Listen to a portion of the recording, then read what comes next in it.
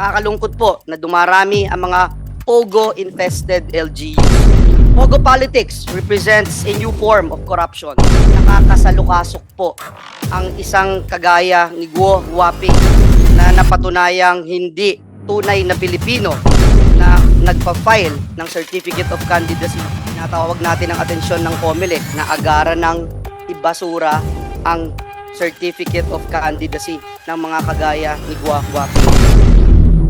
Super Pinas TV. Super Pinas TV. Si Alice Guo na ang tunay na pangalan ay binunyag na Guo Huaping sa isang pagsisiyasat ng Kongreso sa Philippine Offshore Gaming Operators ay maghahangad na muling mahalal bilang alkalde ng bayan ng Bamban sa susunod na taon. Ang abogado ni Guo na si Stephen David ay nagsabi sa mga mamamahayag sa isang pagkakataong panayam sa Department of Justice sa Maynila noong Biyernes na ang kanyang kliyente ay formal na magsagawa ng kanyang alok bilang mayor sa October 8, ang huling araw na paghahain ng Certificate of Candidacy para sa 2025 election. Maaaring i-disqualify ng Commission on Elections ang na-dismiss na mayor ng Bamban na si Alice Guo o Guo Huaping mula sa 2025 elections dahil sa maling representasyon na hindi isang tunay na Pilipino. At sa ginanap naman na pagdinig ng Senado ay bibigyang diin ni Senator Joel Villanueva na gagawin na nila ang lahat para maipabasura ang paghahain ng kandidatura ni Alice Guo sa tulong ng COMELEC at Ombudsman. Nagbigay rin ng pahayag ang senador na mas lalo pa daw lumala ang sitwasyon ng Pogo sa kasalukuyan at hindi pa rin nagpapatinag ang mga namumuno ng Pogo. Maaari rin daw na ang Pogo ay isang makabagong pamamaraan ng korupsyon sapagkat marami ang sangkot na kasapi ng gobyerno. Sa palagay ninyo mga ka-super, ano kaya ang magiging dulo ng pagdinig na ito kay Alice Guo sa mga kasamahan niya na sangkot dito? Sa pilit niyang pagtanggi at sa dami ng mga ebidensya ay guilty kaya ang hatol sa kanya? Maaari din kaya na totoo ang hinala na ang pagsisiyasat ng Pogo na ito ay para maililink sa dating presidente at kay Senator Bato de la Rosa? Paki-comment lang po ng inyong mga opinyon mga ka-super. Yes, Senator Joel, you have the floor. Thank you very much, Madam Chair. First of all, good morning to everyone, especially to our dear colleagues here in the Senate. Let me, on the onset, commend our chairperson for leading this committee and this committee itself for unearthing a lot of very important information and initiatives to introduce in aid of legislation in helping our legislators, especially here in the Senate, to come up with better laws, more effective laws that will govern our beloved country. Madam Chair, mahaba-haba na rin po yung bilang at dami ng pagdinig dito sa Senado sa issue ng Pogo. I again still remember that time when I first called for in the Committee on Labor, Madam Chair, yung biggest human trafficking scandal doon sa Clark Air Base that led to the arrest and pagkakakulong ng dalawang commissioner ng Bureau of Immigration. Marami na hong nalantad dito sa committee na ito, dito sa Senado.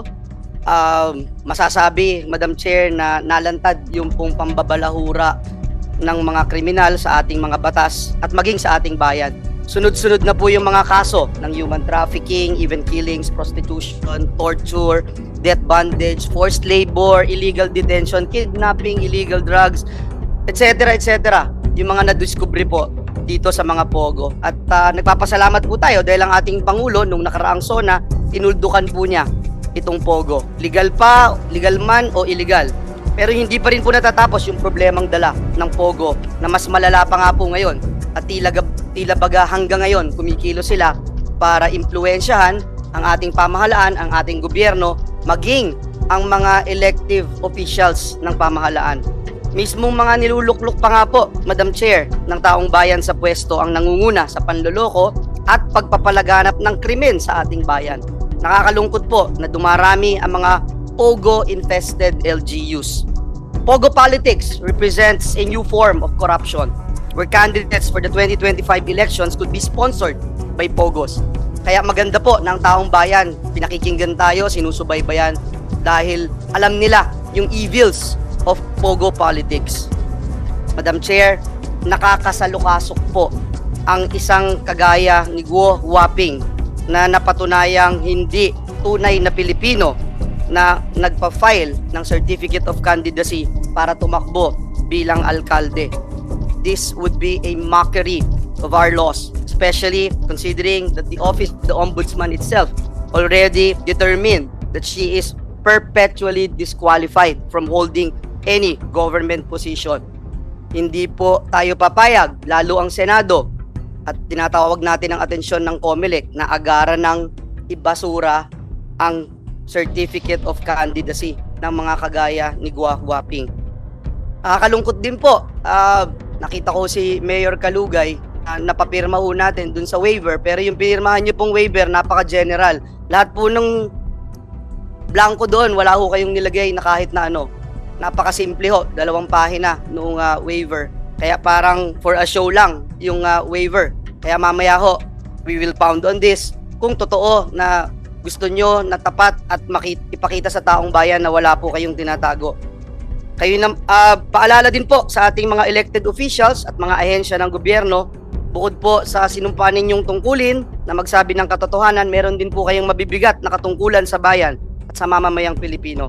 Muli po, Madam Chair, sa nalalapit na pagtatapos ng mga pagdinig ng komite na ito, umaasa po tayo na hindi lang mapaparusahan ang mga kriminal, ang mga sangkot sa napakasalimuot na aktibidad ng mga illegal na pogo, ay kung hindi man magkaroon na rin po ito ng maging dahilan din po ito ng paglilinis sa ating sistema para masigurong hindi na po tayo muling maloloko at mababastos sa sarili nating bayan. At higit sa lahat, maiwasan po at mapigilan natin na magkaroon ng mga pogo-sponsored elected officials. Maraming salamat, Madam Chair and distinguished colleagues.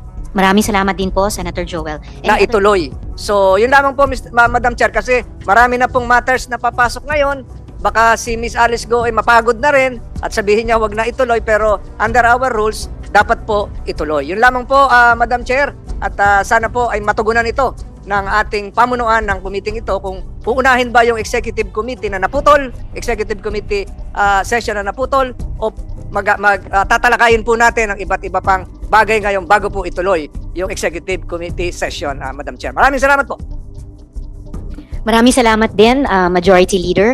The intention of the chair is to finish showing the video that especially the interview, the Zoom interview that we were able to conduct with Mr. Wang, and then the committee can go into the continuation, the conclusion of the executive session bago po natin ipagpatuloy yung kabuoang hearing ngayong araw. Salamat po, Madam Chair. Salamat, Majority Leader. So,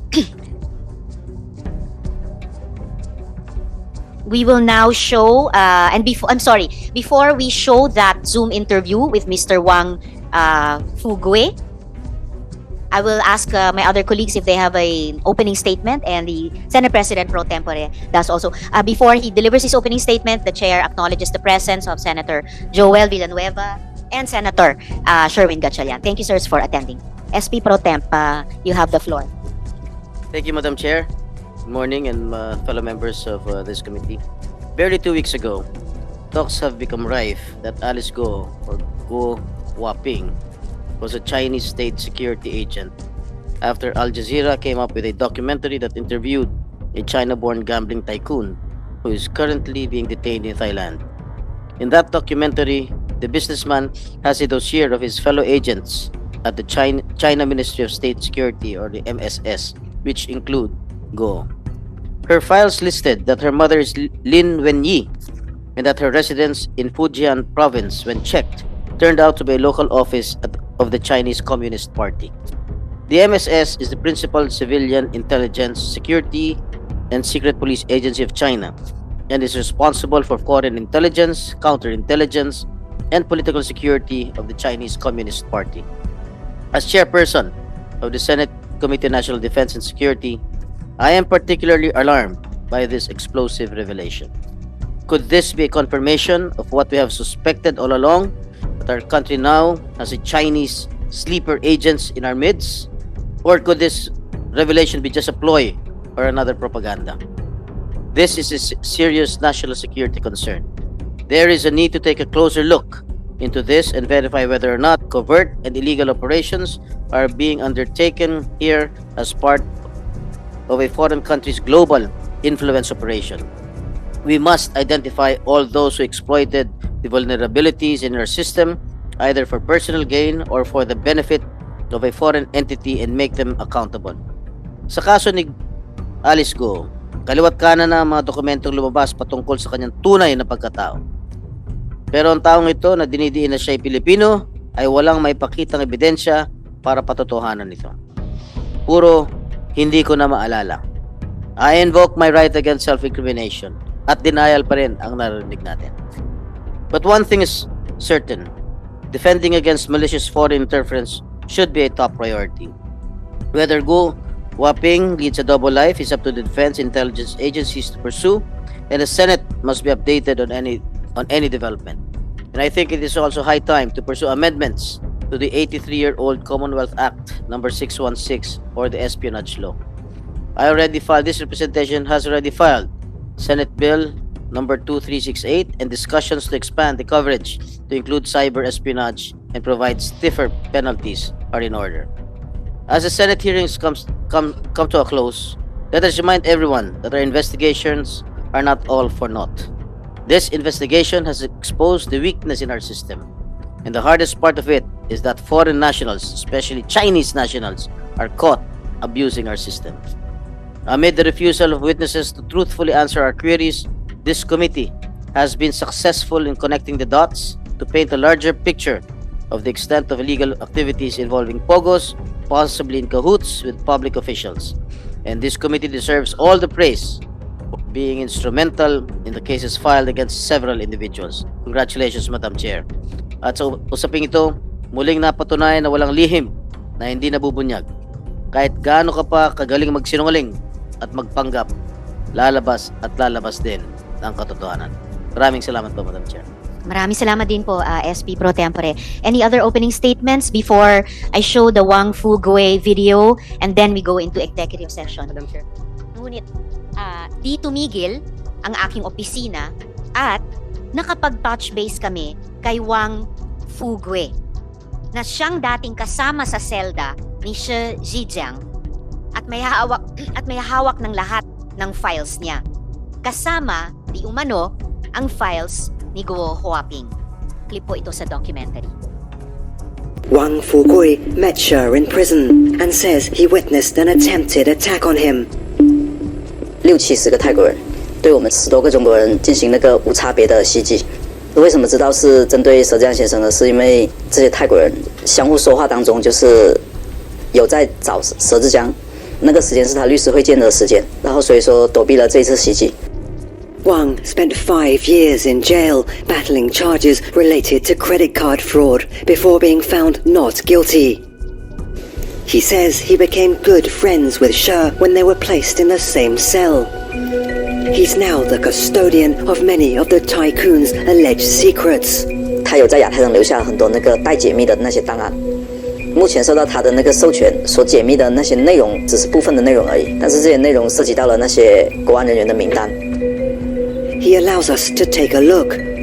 One file in particular catches our attention. It's a dossier about Guo Huaping or Alice Guo. Mr. Wang has moved to an undisclosed location because of fear for his life. We have managed to record a Zoom interview with him, which we will show in a few minutes. Kamakailan lang ay sumabog ang balita na may nahuli na namang Chinese spies sa Germany. Iba pa ito sa nahuli sa Australia. Getting to the bottom of this issue is of utmost importance to our country.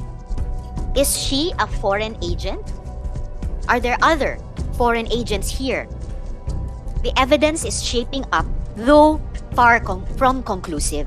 But ignoring these questions that strike at the heart of our national security would be the height of folly.